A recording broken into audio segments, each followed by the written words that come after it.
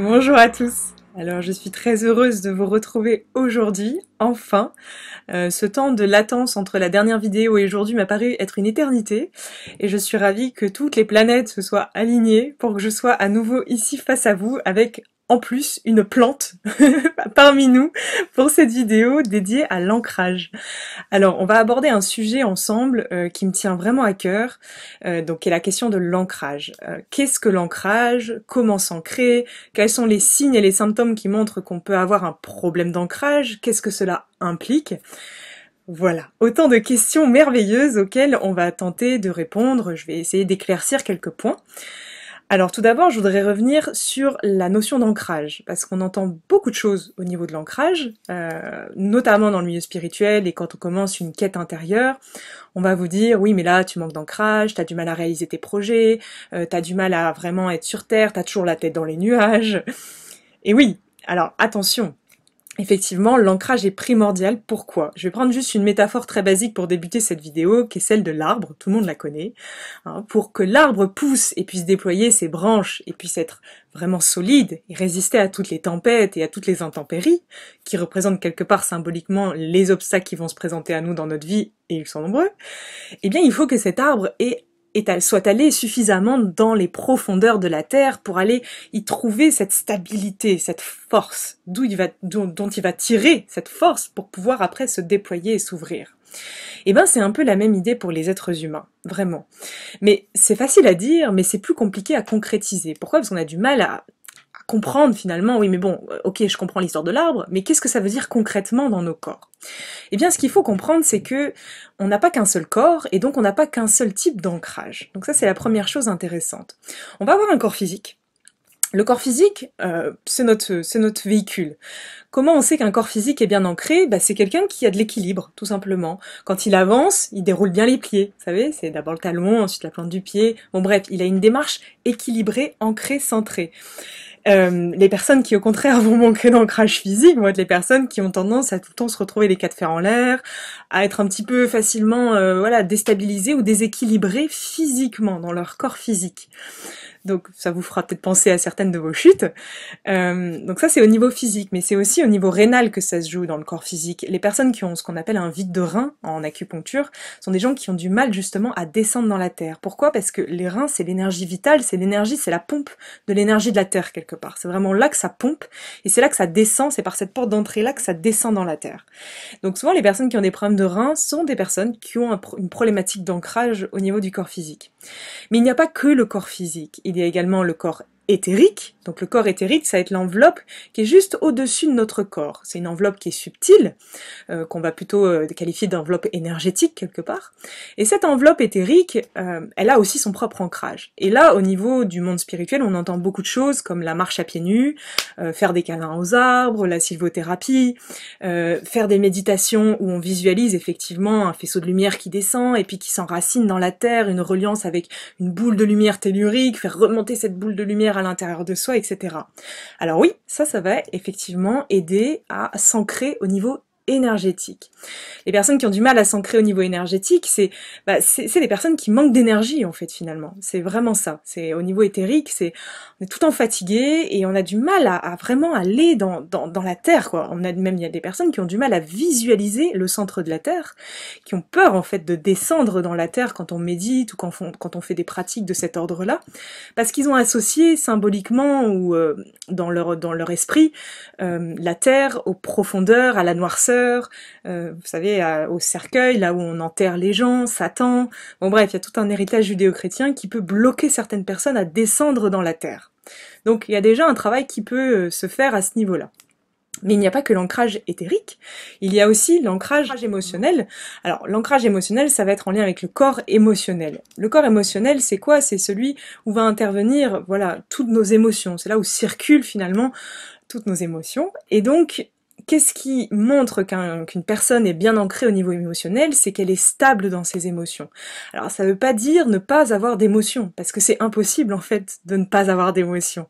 On est des êtres avec des émotions et les émotions font partie de notre vie comme le reste.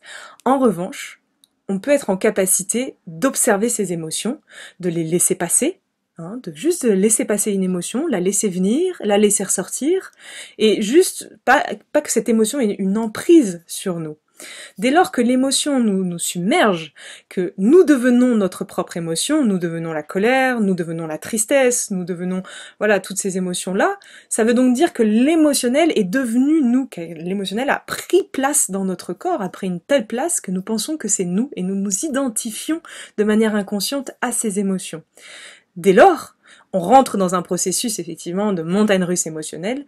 Toutes les personnes qui sont dans ce processus-là et qui ont du mal à en sortir et qui sont sans arrêt submergées par tout ça, sont des personnes qui manquent d'ancrage émotionnel. C'est très subtil au niveau émotionnel. En fait, au niveau de la gestion émotionnelle, il faut vraiment prendre conscience que l'émotion, c'est une onde. C'est comme tout ce qui nous arrive, quand je dis que tout est énergie, tout est vibration, l'émotion est une onde de forme.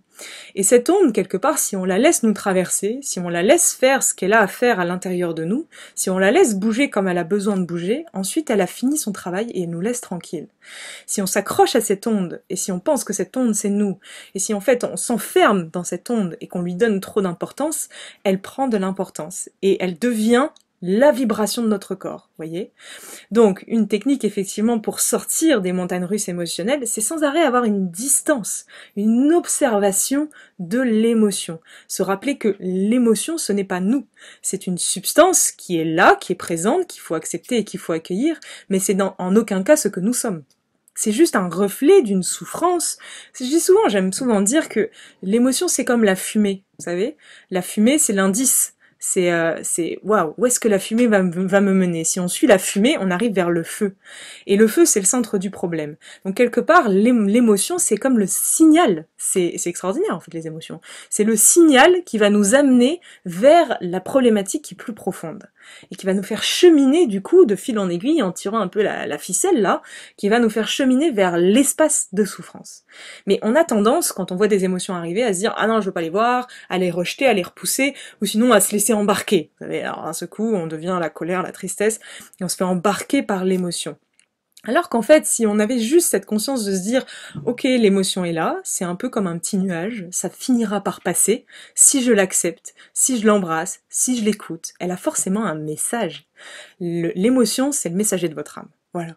Donc, un conseil que je peux donner pour les personnes qui, du coup, manquent d'ancrage émotionnel et sont sans arrêt ballottées d'un côté ou de l'autre. Alors, attends, je me relève, je respire, pouf, je redescends dans la tempête, je bois la tasse. Vous voyez ce que je veux dire? C'est vraiment cette image-là. On est en pleine mer, on passe notre temps à boire la tasse. Et ben, si vous vous reconnaissez là-dedans, c'est vraiment à apprendre. Et ça demande de la pratique. On peut pas savoir faire ça tout de suite. Il faut vraiment de la pratique. C'est apprendre à se distancer et à se dire, ah, qu'est-ce que cette émotion est venue m'indiquer? Qu'est-ce qu'elle a à m'apporter comme message? En quoi mon âme est en train de me parler à travers cette émotion? Et dès lors, ça change en fait le rapport qu'on peut entretenir avec la sphère émotionnelle. Donc ça, c'est pour la sphère émotionnelle. Ensuite, on va avoir le corps mental, donc ce qu'on va appeler l'ancrage mental. L'ancrage mental, ça va être le plus délicat. Et c'est souvent ce que l'on oublie dans le développement spirituel, ou plutôt ce qu'on veut fuir aussi parfois en s'orientant vers un monde spirituel. L'ancrage mental, c'est quoi? C'est tout simplement la capacité à matérialiser dans le concret, donc dans la matière, nos projets et nos idées. Donc on a des idées, vous savez le cling, et on va réussir à les matérialiser dans cet espace où nous sommes, dans cette incarnation. Vous voyez ce que je veux dire? Donc là, souvent, c'est le point de difficulté de beaucoup de personnes au niveau de l'ancrage, voyez. Donc, ce point-là, il est très vaste. Donc, je vais un petit peu vous mettre en lumière ce qui peut empêcher de s'ancrer au niveau mental, justement. Qu'est-ce qui empêche cet ancrage? Qu'est-ce qui empêche de concrétiser dans la matière? De bâtir nos projets, de réaliser nos rêves, de travailler dans un truc qui nous comble, de fonder une famille. Voilà, tous les projets qu'on peut avoir, pas qu'au niveau professionnel, aussi au niveau personnel, hein. Tiens, je sais pas, j'ai une passion, j'ai envie d'en faire mon métier, mais j'y arrive pas. Ah tiens, je rêve de rencontrer quelqu'un et de fonder une famille, mais je rencontre personne. Ou sinon, à chaque fois, je me trompe. Vous voyez, ce genre de truc quand même qui revient quand même assez souvent. Alors à quoi c'est dû tout ça? D'où vient un problème d'ancrage au niveau mental? Eh bien souvent il faut remonter au niveau de l'enfance. C'est un petit peu la résultante de tous les traumatismes qu'on a pu vivre.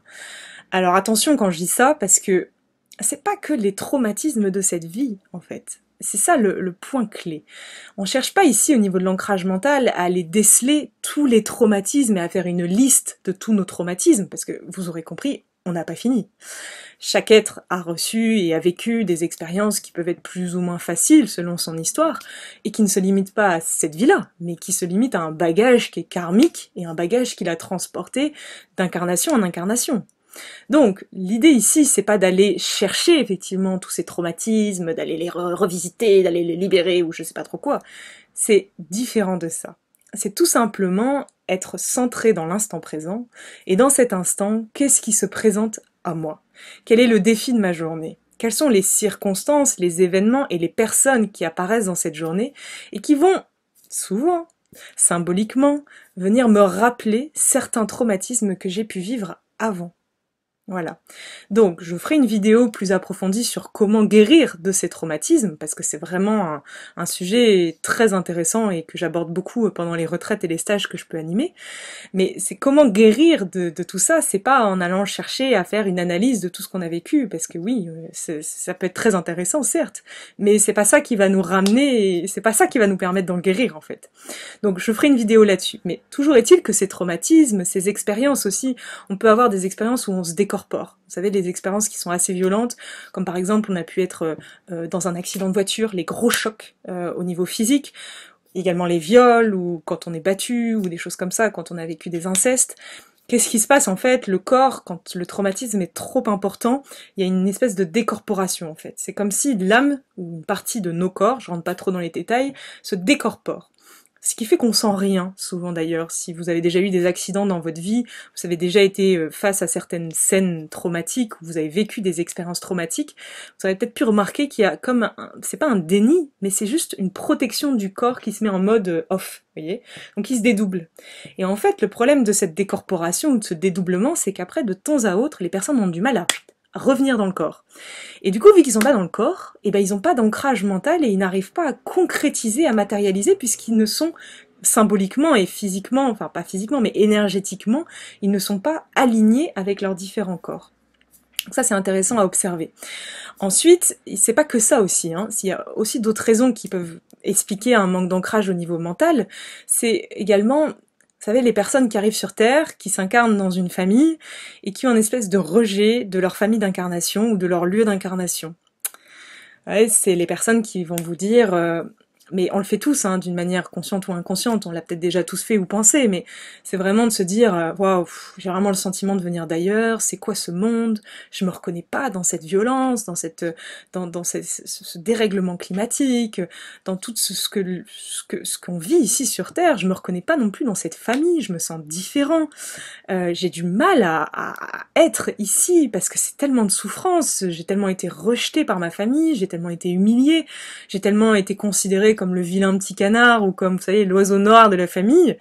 Et c'est souvent ces oiseaux-là qui ont la mission justement d'un réveil de conscience à l'échelle familiale et ancestrale. Donc, vous voyez, tout ça, ça mène à quoi? Ça mène à une espèce de truc dans lequel on se morfond et on s'identifie du style « j'ai pas été accueilli sur Terre, de toute façon cette Terre ne me ressemble pas, de toute façon je sais pas ce que je fous sur Terre parce que je viens pas d'ici ». J'ai envie de vous dire, personne ne vient d'ici. Ça serait... On vient pas d'ici, ça c'est sûr. Voilà, ça c'est certain, on peut le poser à l'intérieur de soi. Moi ça m'a beaucoup aidé à une époque de me dire, mais de toute façon, oui, enfin personne ne vient d'ici. On vient tous d'ailleurs, et on vient tous de mondes éthérés, et de mondes où il y a beaucoup plus de lumière et d'amour, ça c'est certain. Mais certaines personnes ont une capacité à s'en souvenir davantage que d'autres. Et quand on s'en souvient bien, et qu'on arrive sur cette terre et qu'on voit ce bordel, cette espèce de supercherie mondiale, on se dit, mais qu'est-ce que je fous ici? Voilà. Et tout ça, ça mène aussi à des questions de quelle est ma mission de vie. Ce sont des personnes qui vont jamais réussir à trouver leur vocation, qui vont sans cesse passer d'un truc à un autre, qui vont toujours se sentir, c'est choisir, c'est renoncer, vous voyez. Donc c'est, je choisis un truc, mais du coup je renonce à d'autres trucs. Donc, des gens qui sont capables de tout faire finalement. C'est ça, ce sont des généralistes quelque part. Mais ce côté généraliste, c'est compliqué pour après trouver une mission de vie et la concrétiser un peu plus qu'un mois dans l'année, quoi. Vous voyez ce que je veux dire? Donc, voilà ce qui met en lumière un manque d'ancrage mental. Donc, tout ça, bien évidemment, vous aurez compris, on va pas guérir un manque d'ancrage mental par méditation. Ça va pas être suffisant. On va pas juste la méditation, se visualiser un faisceau de lumière qui descend, une boule rouge qui remonte, etc. Oui, ça va vous aider au niveau énergétique, mais est-ce que réellement ça va vous aider complètement au niveau mental? Bah, j'en suis pas certaine. Dans tous les cas, pour ma part, ça n'a pas été suffisant. J'ai pendant des années, effectivement, marché à pieds nus, j'ai médité beaucoup, j'ai fait des visualisations, j'ai fait aussi un travail au niveau chamanique, mais c'était jamais suffisant en fait. C'était quelque part plus au niveau de ma psyché qu'il fallait aller voir. Et c'est pour ça qu'on parle du corps mental, parce que le corps mental, c'est quelque part le processeur, le mental, celui qui, vous savez, là où ça tourne tout le temps, le petit vélo, là, c'est parti, ding ding ding. Et ben lui, il faut faire un travail avec lui, tout simplement. Et ce travail-là, c'est un travail d'observation de soi. On a 60 000 pensées par jour, et je ferai une vidéo sur ce sujet, c'est qu'est-ce qu'on fait de ces 60 000 pensées par jour? Et comment ces pensées vont quelque part nous amener sans cesse vers le passé, vers le futur, et vont sans cesse nous décentrer de l'instant, ici et maintenant. Une des clés pour vraiment guérir en profondeur ce problème d'ancrage mental, c'est de revenir déjà ici et maintenant. Ici et maintenant. Parce que ici et maintenant, c'est possible de guérir. On pourra jamais guérir en pensant au passé ou en se projetant dans l'avenir. La guérison totale, elle s'effectue dans le cœur. Et les personnes qui ont un problème au niveau de l'ancrage mental, c'est très simple. Ils vont avoir une belle connexion, parce qu'ils vont faire de la méditation, ils vont se relier facilement au cosmos, ils vont peut-être avoir un milliard d'idées. Donc ils vont avoir cette reliance avec le ciel. Donc magnifique, il y a beaucoup d'idées qui vont arriver, etc. Mais ensuite, qu'est-ce qui va se passer? Ils vont manquer de sources au niveau du bas, d'énergie, et quelque part, l'ancrage mental, c'est quoi? C'est la rencontre entre l'énergie cosmique, l'énergie tellurique, elles montent et elles descendent dans le corps, elles arrivent dans le chakra cœur, donc le chakra du centre, qui est le 4e chakra, le chakra du cœur, et depuis cet espace du cœur, on matérialise avec nos bras. C'est pour ça que nos mains et nos bras sont reliés à l'énergie du cœur. Donc, une personne qui est capable de matérialiser et de concrétiser, c'est une personne qui a trouvé un juste équilibre entre le ciel et la terre. Et dans cette forme d'équilibre, il y a une rencontre qui se fait dans cet espace du cœur, et depuis cet espace, on matérialise et on concrétise. Et vous aurez compris que qu'il y a un problème en haut ou en bas, c'est la même chose, ça empêche quelque part ces deux énergies de se rencontrer et d'avoir l'impulse pour matérialiser. Et qu'est-ce qu'on va aller chercher, justement ? Comment on va aller travailler sur cet ancrage? C'est pas la méditation va aider effectivement, mais c'est descendre à l'intérieur de soi. Pour descendre à l'intérieur de soi, il faut être dans l'instant présent. 2, il faut avoir la volonté d'y aller. La volonté, la détermination d'y aller. Parce que c'est toujours beaucoup plus facile de monter que de descendre. Ça, tout le monde vous le dira. C'est beaucoup plus magique en haut qu'en bas. C'est éthéré, c'est lumineux, alors qu'en bas, c'est différent. C'est là où on stocke nos peurs, nos souffrances, tous nos petites valises, en fait, notre bagage karmique quelque part. Mais tant que ce bagage, il est là, il empêche à nos racines de descendre profondément. Et donc, il nous empêche de nous relier profondément et d'avoir cet ancrage et cette stabilité, cette force pour matérialiser et pour incarner notre véritable nature dans cette vie. Donc, ce travail, rentrer à l'intérieur de soi, aller explorer toutes ces petites boîtes, moi, ce que je peux vous conseiller, c'est, j'ai pas le manuel, le guide spécial, le guérison, tout ça, je n'en ai pas, en fait, tout simplement. Je pense que chacun a un chemin à parcourir, et doit le parcourir d'une manière ou d'une autre. Mais la meilleure façon pour vous de savoir quel chemin choisir et comment s'y prendre, c'est d'abord d'être dans le moment présent. Parce qu'en étant dans le moment présent, vous allez être en capacité de saisir les petits messages de la vie, ce qu'on appelle des synchronicités, donc ces petits messages que vous envoie l'univers en permanence, et qui vont vous dire « Ah tiens, il y a une personne là, elle organise des retraites, elle fait ci, elle fait ça. Ah tiens, là il y a un thérapeute. Ah tiens, là il y a un ashram. Ah tiens, là il y a ceci. Ah tiens, ça peut être, je sais pas, je me balade dans la rue, je rencontre un SDF, ça peut être mais n'importe quoi en fait. C'est pas forcément du domaine d'un stage ou de choses comme ça. La guérison, elle s'opère à chaque instant depuis l'espace du cœur. L'espace du cœur, c'est l'espace qu'on contacte quand on est dans l'instant présent. Et donc, pour être dans l'instant présent, je vais faire une vidéo là-dessus, je vous assure, je vous promets, c'est promis. Mais pour être dans l'instant présent, je vous conseille la lecture du pouvoir du moment présent d'Eckhart Tolle. Parce que vraiment, il n'y a pas plus clair, en fait, tout simplement. Même si je vais faire une vidéo pour un petit peu plus expliquer. Donc tout ça pour vous dire que ayez confiance en ce qui va se présenter à vous en termes de synchronicité dans cet instant présent. Et vous verrez que la vie va vous présenter tout ce qui est nécessaire, tout ce qui est utile pour vous permettre d'aller débloquer ces espaces. Parce que si vous êtes sur Terre aujourd'hui, c'est pour aller débloquer ces espaces. C'est uniquement pour ça qu'on s'incarne. C'est pour apprendre à déverrouiller ces espaces de noirceur quelque part, ou ces espaces de lourdeur, pour venir s'alléger et monter en vibration. Et depuis cet espace où on monte en vibration, on peut ensuite s'élever et aider d'autres personnes à s'élever également. Donc voilà, je n'ai pas de recette magique, si ce n'est qu'un conseil clé, qu'être dans l'instant présent. Et je vais faire une vidéo où je vous expliquerai différentes clés pour se recentrer, se centrer et mieux comprendre les messages que nous envoie la vie à chaque instant, et ils sont nombreux. Voilà, je vous remercie beaucoup pour votre écoute, je vous dis à très vite pour une prochaine vidéo, et je vous embrasse.